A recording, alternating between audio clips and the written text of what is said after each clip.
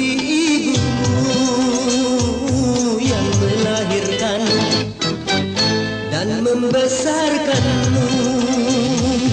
Darah dagingmu dari air susunya, jiwa ragamu dari kasih sayangnya. Selama ini mendengar ada dai harus dengan uang yang banyak baru dia mau berceramah. Kemana umat Islam kalau seandainya para dai semuanya adalah mereka mencari uang, dai sebagai profesi dan lain sebagainya. Belum lagi persoalan kalau di pertelevisian.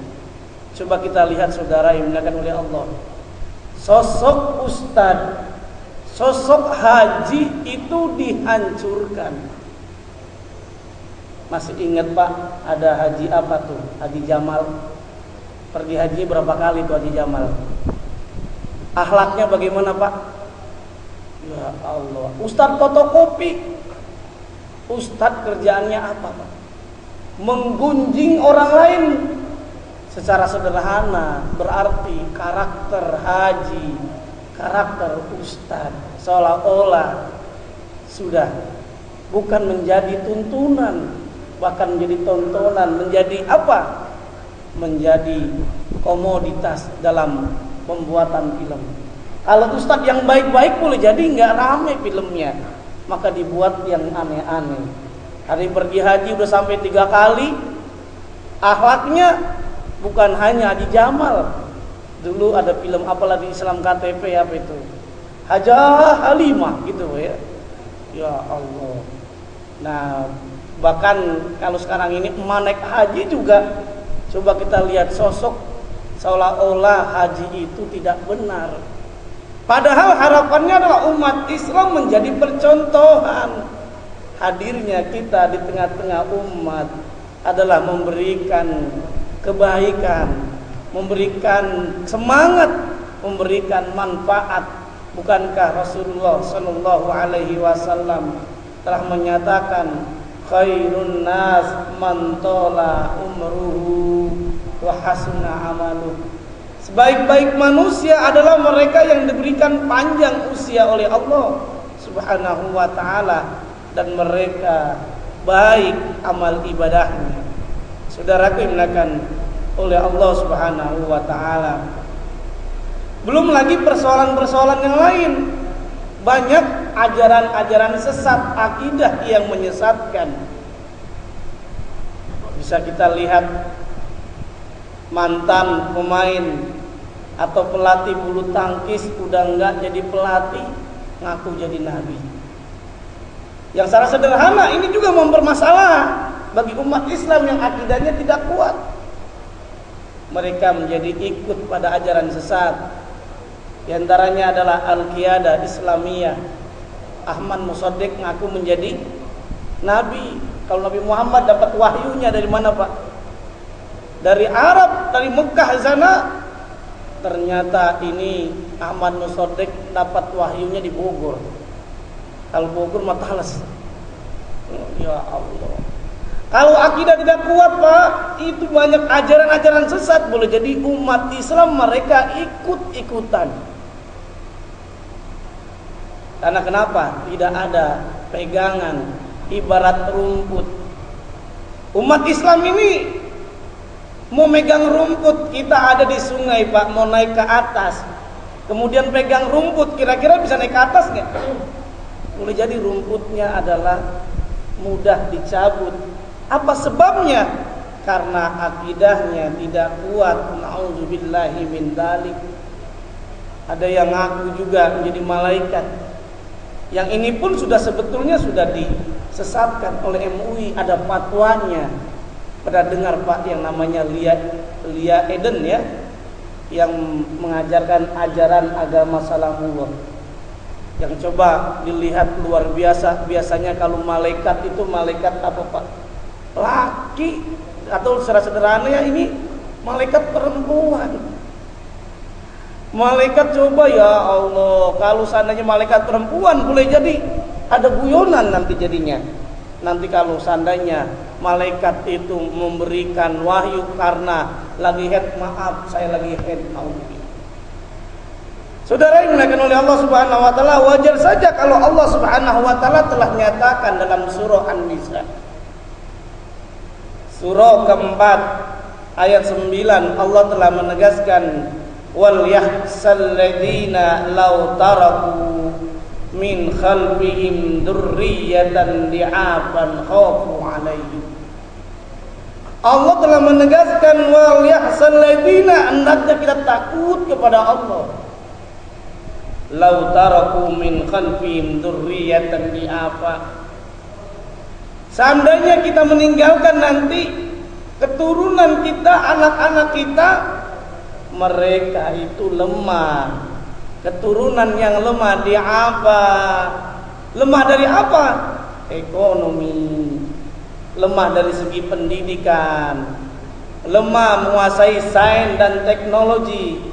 Kalau umat Islam ekonominya tidak dikuasai, ekonominya lemah, berapa banyak orang akidahnya tergadai dengan supermi, naudzubillah.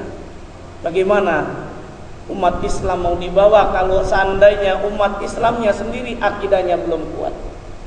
Karena di dalam Islam kalau kita bicara tentang syariah, bicara tentang Islam, setidak-tidaknya ada ucapan, ada yang namanya akidah, ada yang namanya syariah, ada yang namanya akhlak.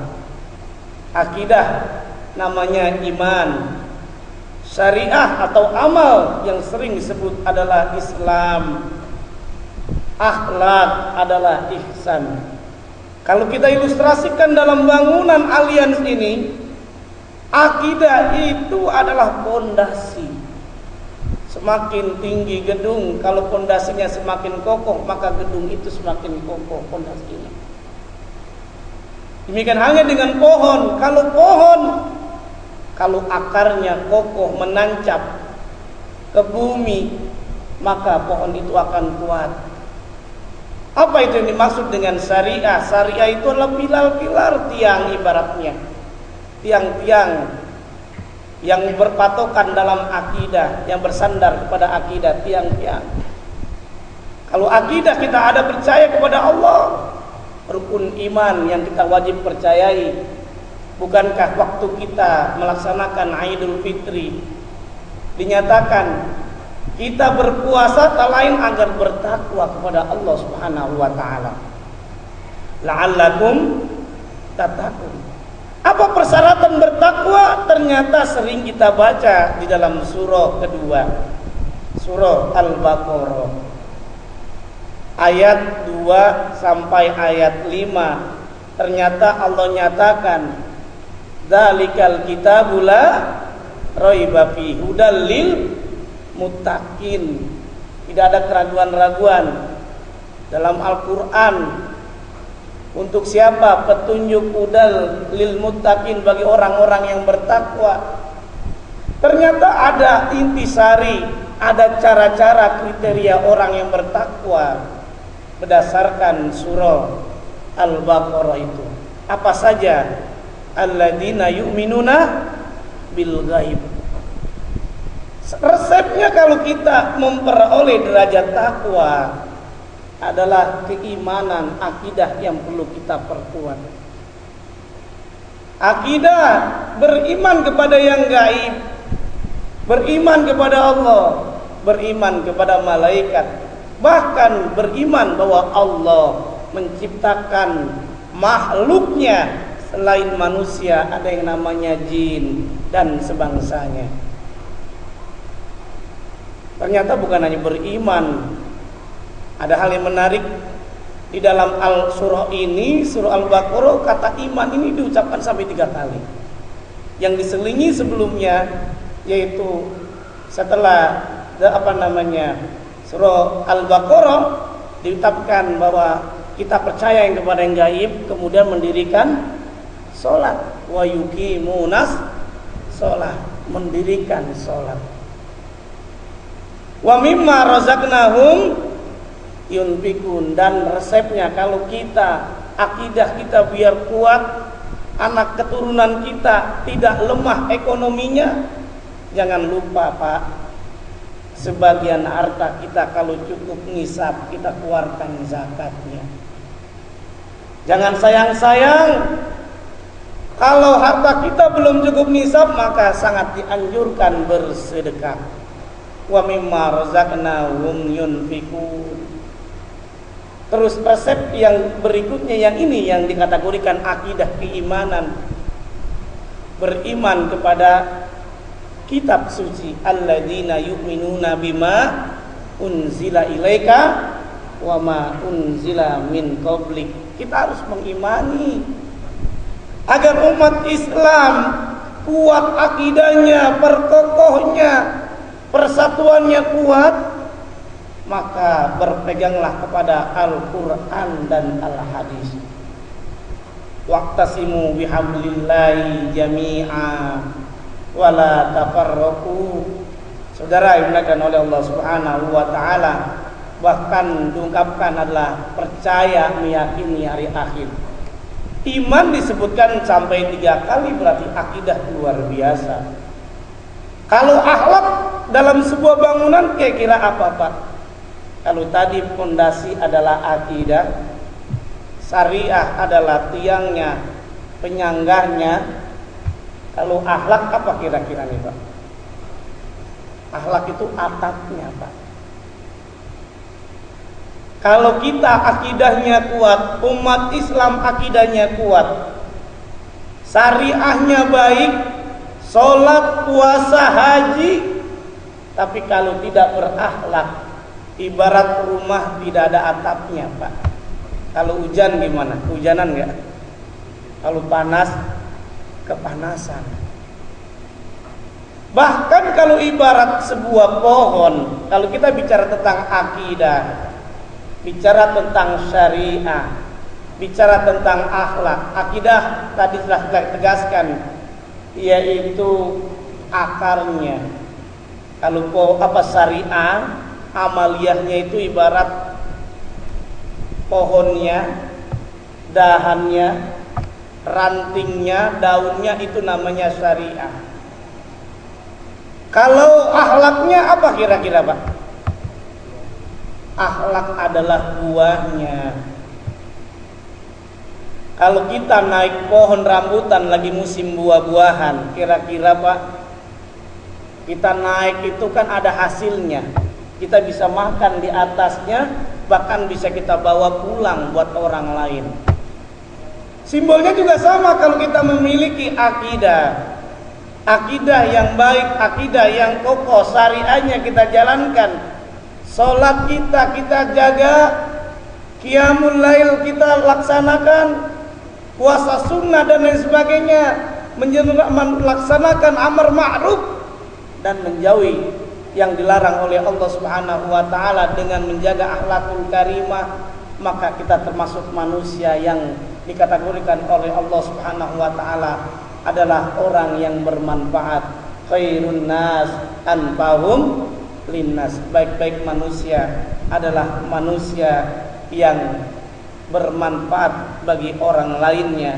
Oleh karenanya dalam surah An-Nisa, ungkapan para mufassir di apa keturunan yang lemah itu bukan hanya lemah akidahnya yang kita harus khawatirkan, tetapi juga lemah anak kita memahami agama.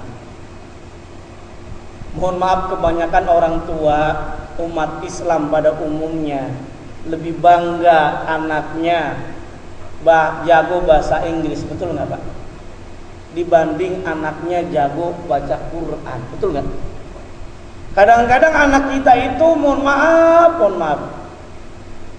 kursus bahasa Inggris komputer sebulan 300.000 kita bela-belain tuh. Lagi nggak ada uang pun kita cari buat bayar. Coba Pak, kalau anak kita ngaji di TPA di mana itu kadang-kadang ada yang nunggak sampai 5 bulan, 6 bulan. Kira-kira lebih mementingkan mana umat Islam nih? Pendidikan agama atau umum kira-kira?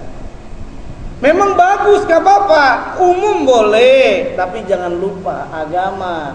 Bukankah wahyu yang pertama kali diturunkan kepada Nabi Muhammad SAW surah Al-Alaq, Iqra, bacalah.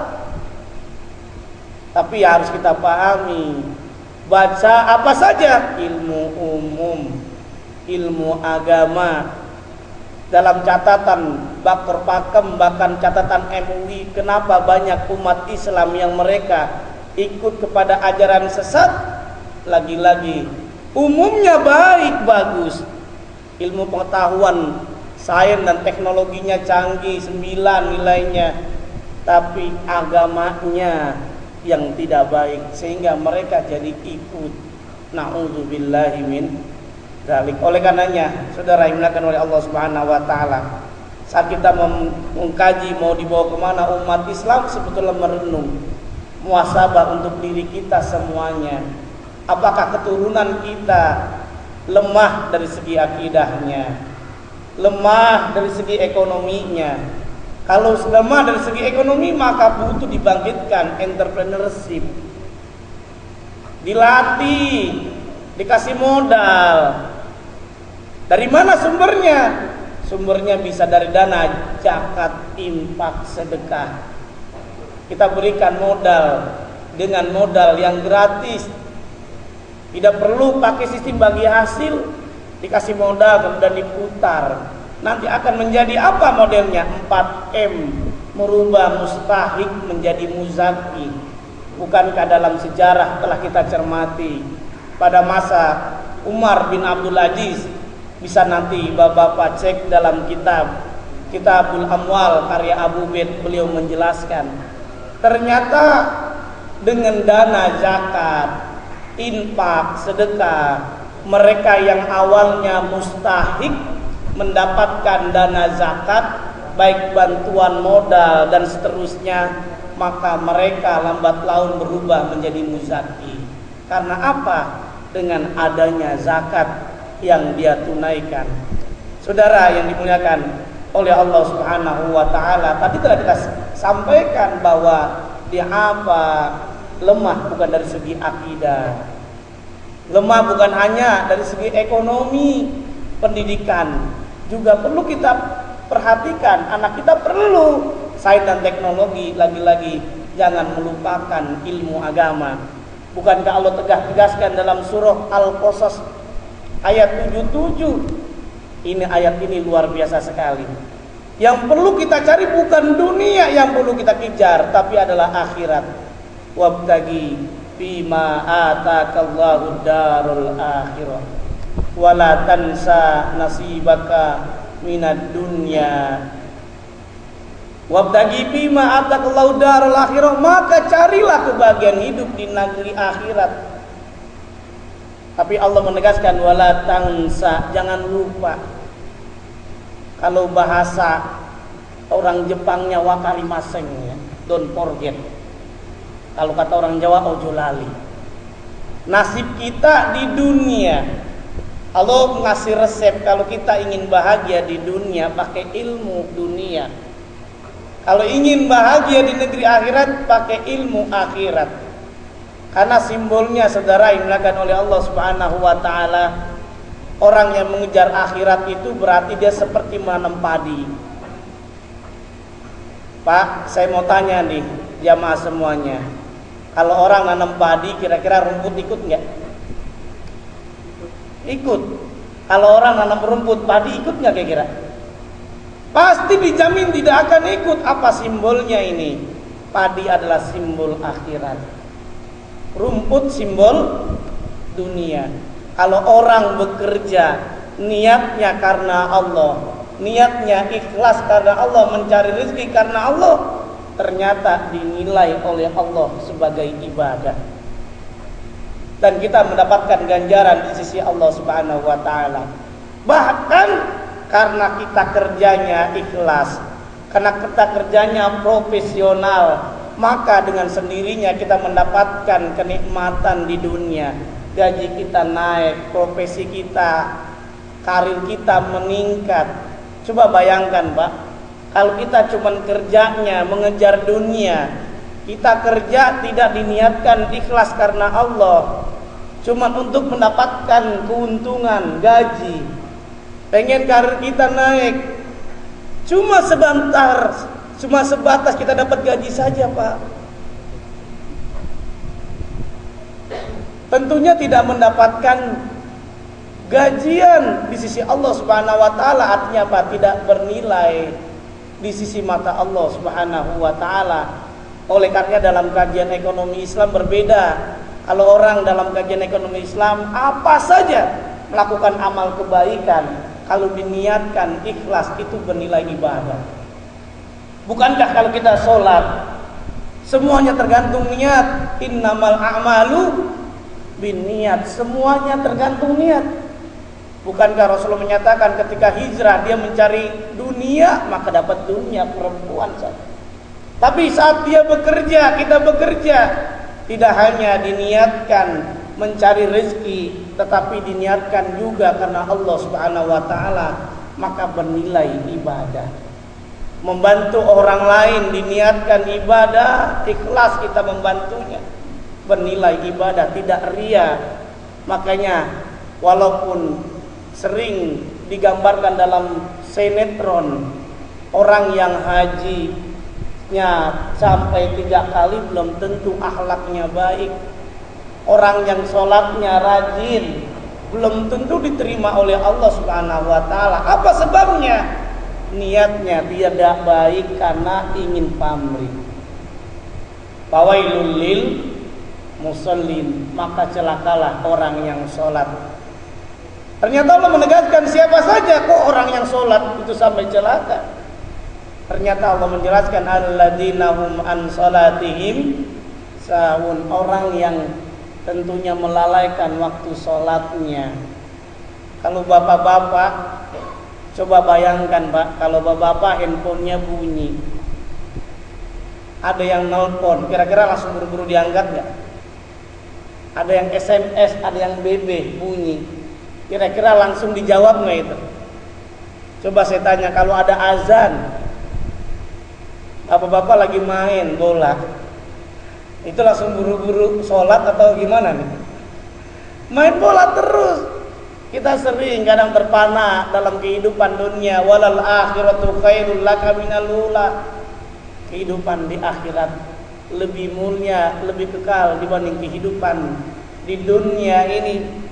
Janganlah kita meninggalkan keturunan kita yang lemah dari sisi akidah, dari sisi ekonominya lemah, pendidikannya juga lemah. Tidak apa-apa kita ajarkan bahasa Inggris, bahasa Arab dan seterusnya, bahkan teknologi biar supaya umat Islam itu tidak ketinggalan, tidak gaptek. Belum lagi problematika yang lain yang bicara tentang di apa yang lemah, keturunan yang lemah. Keturunan yang lemah bagaimana? Karena banyak orang tuanya mereka mengambil hak orang lain dengan melakukan tindakan korupsi. Kalau kita bicara tentang korupsi itu luar biasa Pak. Kalau kita ilustrasikan, kita naik kapal perahu, naik kapal air, satu kapal air ini anggaplah Indonesia. Kemudian ada yang mencoba membolongi kapal Pak. Orang sekapal diam saja, tidak melarang yang membolongi. Kira-kira yang tenggelam yang membolongin apa seluruhnya Pak? Seluruhnya akan tenggelam. Indonesia juga sama. Kalau seandainya tidak dilakukan proses supremasi hukum tegakkan, siapa yang bersalah, siapa yang benar, dan seterusnya, sehingga bisa menjadikan manfaat harta itu tidak untuk sepihak mereka para koruptor. Saudara yang dimuliakan oleh Allah Subhanahu wa taala, ar-rasi wal murtasi finnar. Bukankah Allah telah menegaskan orang yang menyogok dan disogok, korupsi, kolusi itu posisinya tidak diinginkan dalam Islam, mereka dimasukkan ke dalam neraka. Semuanya kita akan dimintai pertanggungjawaban oleh Allah Subhanahu wa taala.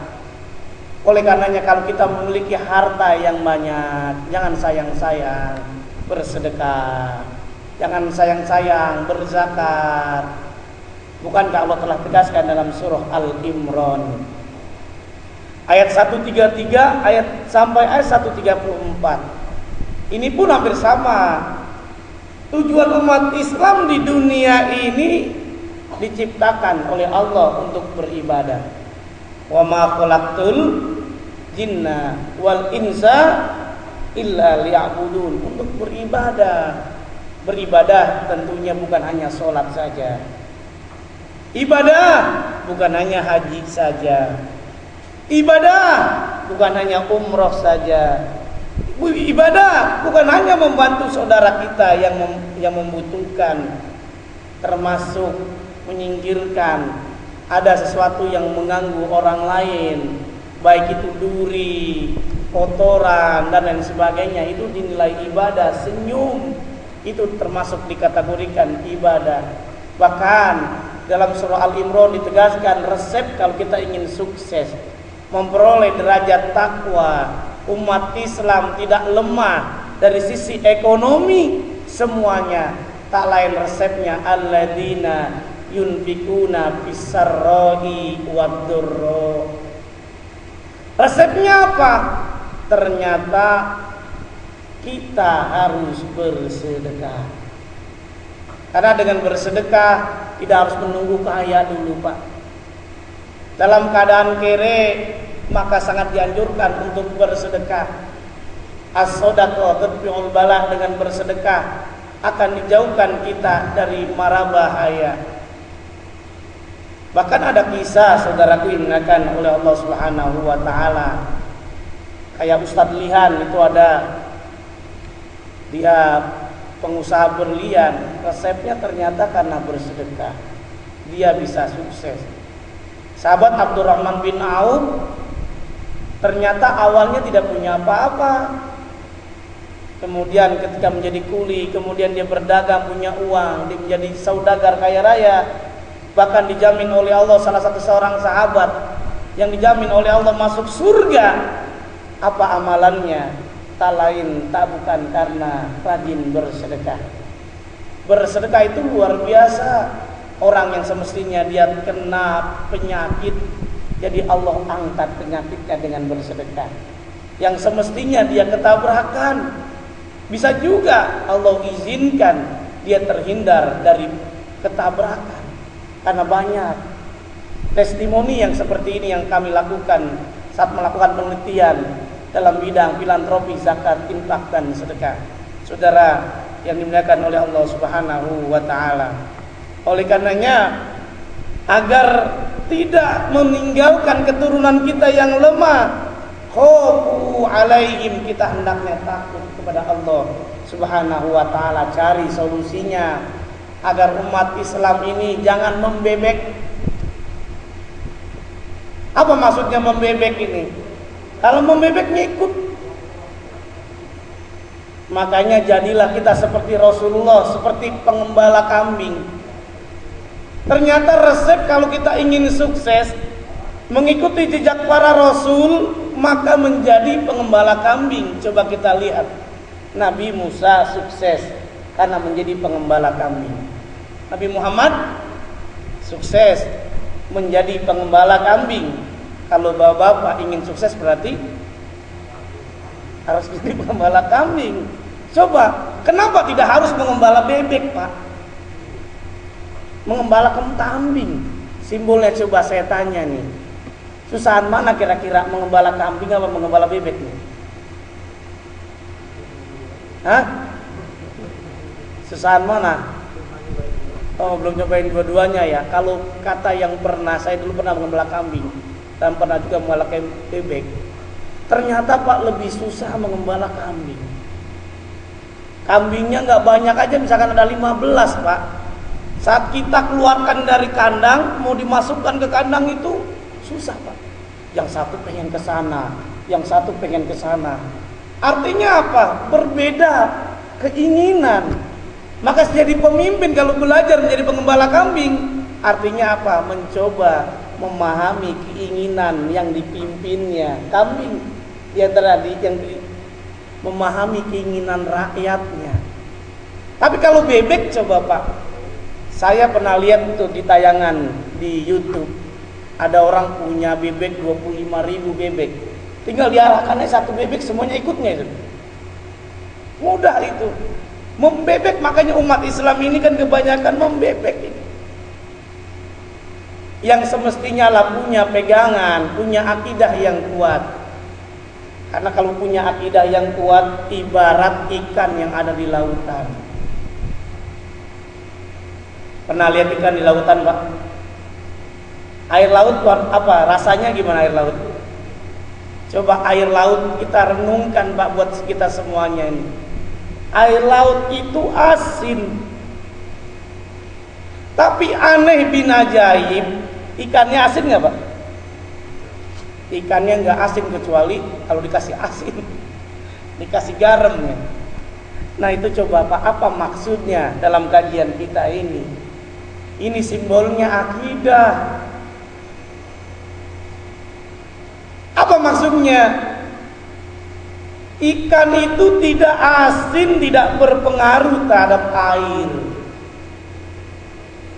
Walaupun airnya asin, tapi badannya, organ tubuhnya itu tidak asin. Demikian halnya dengan umat Islam. Kalau iman kita kuat, akidah kita kuat, kokoh seperti pondasi, maka tidak tergoyah dengan kenikmatan dunia, harta, tahta, wanita, jabatan dan sebagainya. Karena Allah senantiasa memantaunya. Boleh jadi di kantor kita banyak melakukan tindakan korupsi, kita tidak akan terpengaruh seperti ikan. Karena kenapa? Kita senantiasa dipantau oleh Allah Subhanahu wa taala. Wa huwa ma'akum aina ma kuntum, di mana saja kita berada, Allah bersama kita. Kalau setiap kantor, setiap mall ada yang namanya CCTV. CCTV itu cuma melihat fisiknya saja, Pak. Tapi kalau CCTV dari Allah Subhanahu wa taala itu bukan hanya melihat fisik, tetapi hati kita. Allah Maha mengetahui perbuatan kita yang telah kita lakukan, sudah ada rekamannya. Adanya bencana alam, musibah, tanah longsor, gempa bumi, kebanjiran, banyak yang meninggal dunia karena ketabrakan. Kita diingatkan hidup di dunia cuma sebentar. Kita perbaiki kualitas iman kita, kita perbaiki kualitas akidah kita, ibadah kita kepada Allah Subhanahu wa taala. Anak kita jangan sampai mereka lemah akidahnya, ekonominya juga sama. Bahkan kalau anak kita akidahnya kuat, mereka tidak mudah untuk melakukan perbuatan yang menyimpang, frisek dan seterusnya. Karena menurut catatan BKKBN, naudzubillahi min zalik tuh Pak, ada ditemukan tahun 2010 orang yang melakukan frisek itu perempuan 52% di hampir di ibu kota nih. Artinya boleh jadi ada di antara saudara-saudara kita atau handai tolan kita yang mereka butuh adanya pendampingan, bukan hanya materi uang, bukan hanya ilmu umum saja, tapi juga kasih sayang kita. Kita bisa belajar dengan Nabi Ibrahim alaihissalam yang kemarin umat Islam. Kita bisa belajar ketika terjadi sesuatu terhadap anaknya, tidak melakukan pengambilan keputusan sepihak sebagai orang tua, melakukan diskusi, komunikasi yang baik. Kenapa anak cenderung berisik? Ternyata diantaranya tadi kasih sayang yang tidak ada, komunikasi orang tua tidak terjalin, lebih cenderung hanya menumpuk harta. Na'udzubillahi min zalik, saudara. Karena kita akan dimintai pertanggungjawaban saat kita sudah masuk surga. Maka kita ditarik oleh malaikat karena anak kita tidak benar. Oleh karenanya kita suruh cari ilmu kita, agama kita, mengajarkan kepada kita semuanya. Perbaikilah akidah kita, tingkatkan iman kita, akhlak kita kepada Allah Subhanahu wa taala. Qad aflahal mu'minun. sungguh telah sukses. Kalau kita sudah memperhatikan bagaimana pendidikan agama, bagaimana ekonominya, sains dan teknologinya, maka anak kita akan siapa? Mereka bersaing. Kalau kita sekarang hidupnya seperti ini kompetisinya, maka anak kita nanti lebih canggih saingannya. Bukan hanya sama muslim dengan non muslim, dalam mencari ilmu pengetahuan, dalam mencari rezeki dan lain sebagainya. Barangkali ini saja ada kajian kita, nanti akan diteruskan kalau memang ada pertanyaan mau dibawa kemana umat Islam. Tentunya jawabannya adalah ibda fi nafsik, dimulai pada diri kita sendiri, diri kita masing-masing. Kita rubah keluarga kita rubah diri kita sendiri. Ku anfusakum wahlikum naro, peliharalah, takutlah kita dari api neraka, baik untuk diri kita sendiri, keluarga kita, dan pada umumnya. Silakan kalau ada pertanyaan.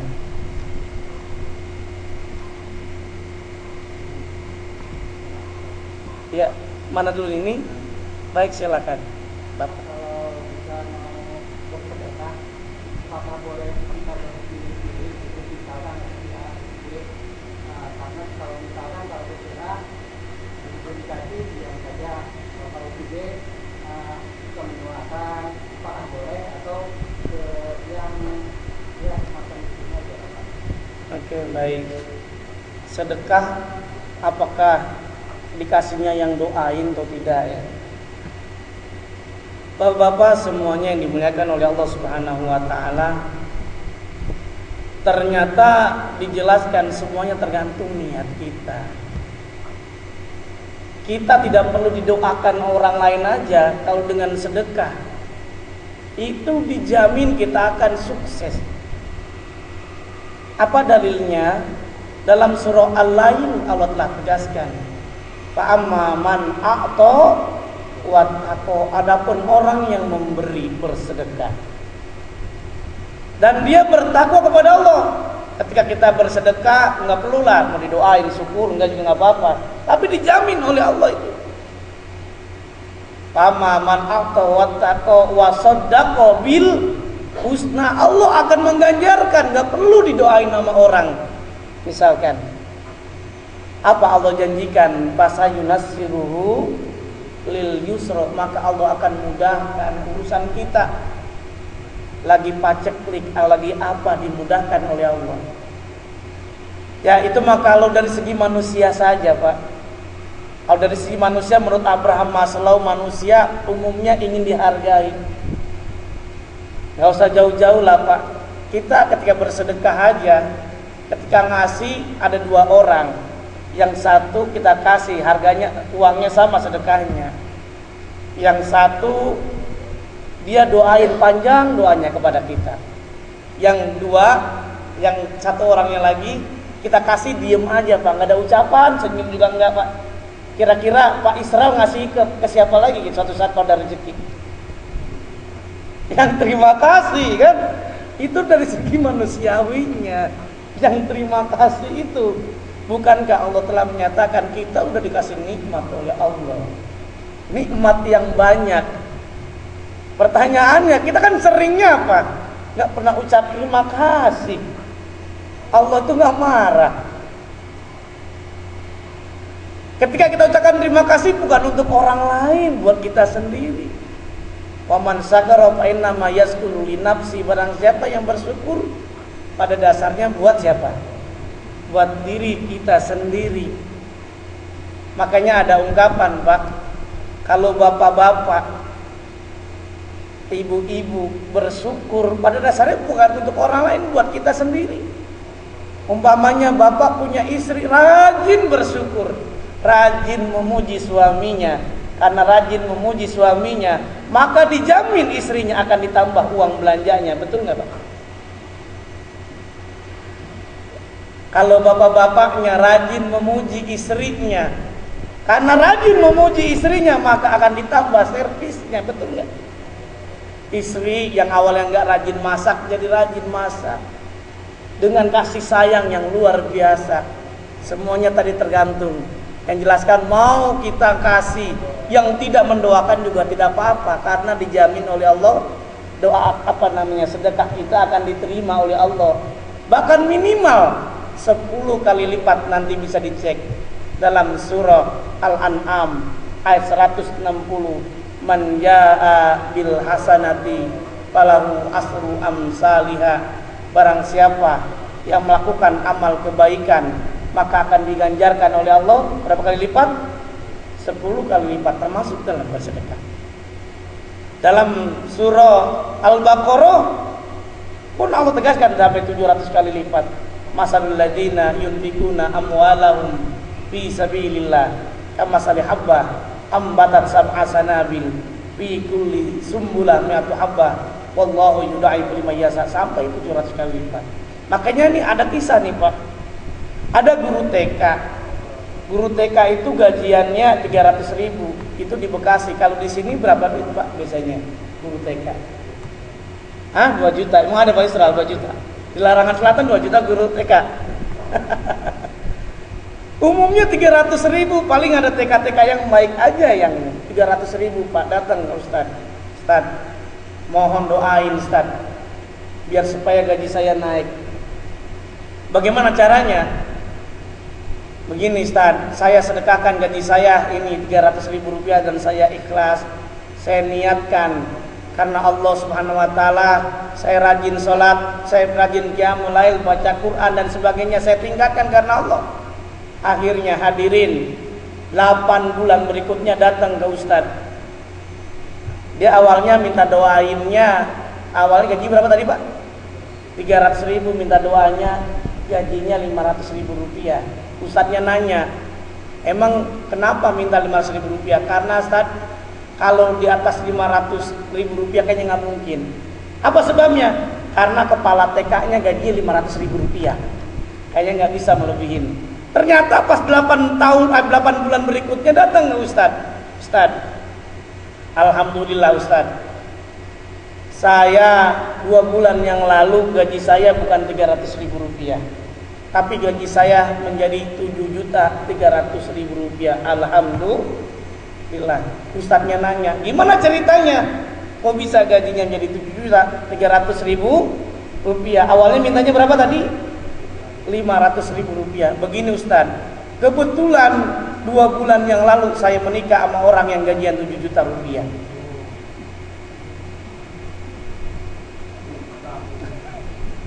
Jadi kira-kira bisa nggak seperti ini kisahnya Pak? Bisa. Allah telah memberikan rezeki min haitsu la yahtasib.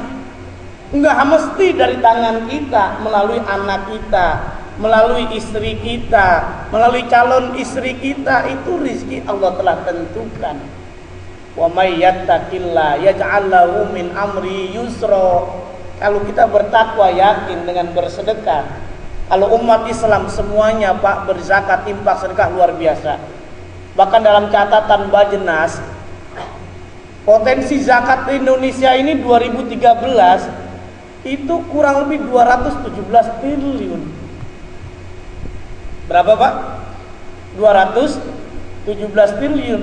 Tahun 2012 yang lalu baru terkumpul dananya 2,2 triliun. Itu digabung senasional. Bajnas, Tumpet Wapa, PKPU, YBBRI, Bajnas Provinsi, Bajnas Kecamatan, Kota Madya dan lain sebagainya. Coba kita lihat Pak, dananya baru kecil 2,2 triliun, tapi maha dahsyat luar biasa. Orang yang tidak punya uang untuk sekolah bisa gratis dengan beasiswa. Orang tidak bisa mengakses untuk perkuliahan bisa gratis dengan beasiswa. Orang karena sakit, karena miskin tidak bisa operasi gratis dengan berbagai macam layanan kesehatan cuma-cuma. Di antara dompet tua pada program LKC, rumah sehat terpadu, bahkan Bajnas juga banyak rumah sehat dan sebagainya. Dana zakat IMZ yang punya dompet tua Pak masyarakat susah membeli buku, digratiskan, dia mempunyai namanya perpustakaan gratis TMZ. Masyarakat nggak punya uang, nggak punya modal, nggak paham tentang entrepreneurship. Beberapa lembaga zakat mendirikan lembaga yang namanya Institut Kemandirian Zakat. Mereka diberikan pelatihan entrepreneurship. Setelah mereka dilatih entrepreneurship, dikasih modal, kemudian langsung dipantau, sehingga yang awalnya mereka menjadi mustahik menjadi muzaki. Bahkan dalam survei saya di salah satu perusahaan Astra, ada organisasi namanya LAA, Lembaga Amalia Asra. Ternyata dari mana sumbernya? Itu dari zakat, infak, sedekah karyawan yang luar biasa. Itu dia berikan pemberdayaan terhadap kerang, petani, nelayan kerang. Mereka yang kan mau beli bambu nggak bisa Pak, dikasih modal, dikasih pelatihan untuk memproduk yang lain-lainnya, sehingga yang awalnya mereka mustahik mendapatkan bantuan modal menjadi muzaki, dan masih banyak program-program yang bisa kita lakukan. Namun demikian, kenapa potensi zakat 217 triliun tapi baru 2,2 triliun? Apa sebabnya ini? Karena kebanyakan umat Islam bayar zakatnya itu langsung kepada mereka yang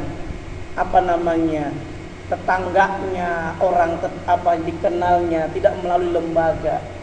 Padahal kalau dengan melalui lembaga ibarat sebuah kekuatan. Sapu lidi kalau tidak diikat menjadi kekuatan yang luar biasa, cuman satu lidi aja kira-kira bisa membersihkan sekitar alian gak di sampahnya Pak? Sulit rasanya. Tapi kalau sapu lidi itu yang berserakan diikat jadinya namanya jadi sapu lidi, maka akan mudah membersihkan. Demikian dengan zakat. Karena apa? Baru 2,2 triliun karena masyarakat kebanyakan bayar langsung. Ini yang pertama. Yang kedua, pemahaman masyarakat lebih cenderung bahwa zakat cuma zakat fitrah saja. Zakat hanya ditunaikan di bulan Ramadan saja. Kalau zakat fitrah memang benar di bulan Ramadan, tapi masih banyak zakat yang lainnya. Kalau kita misalkan punya pertanian Pak, panennya di bulan Muharram, maka wajib ditunaikan di bulan Muharram, tidak harus menunggu Ramadan. Betul atau tidak Pak? Kalau kita panennya di bulan Rabiul Awal, maka harus ditunaikan. Wa tu haqqahu yauma hasadi.